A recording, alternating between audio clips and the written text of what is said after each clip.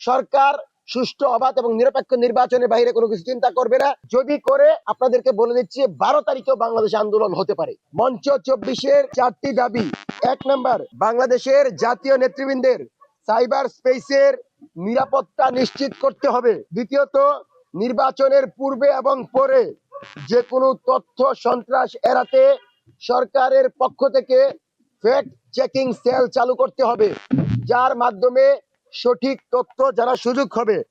NDF, জাতীয় party ও 14 দলের সাথে সম্পৃক্ত সকল প্রার্থীদের মনোনয়ন বাতিল করতে হবে এবং নির্বাচনের পূর্বে জুলাই যোদ্ধাদের নিরাপত্তা নিশ্চিত করতে হবে এবং কোনোভাবেই মাঠে অবৈধ অস্ত্র রেখে নির্বাচনে যাওয়া যাবে না। আমাদের এই দাবিগুলো স্পষ্ট এবং আমরা আশা করি সরকার সুষ্ঠু অবাধ এবং নিরপেক্ষ নির্বাচনের বাইরে কোনো কিছু চিন্তা করবে না। যদি করে আপনাদেরকে বলে দিচ্ছি 12 তারিখেও বাংলাদেশে আন্দোলন হতে পারে।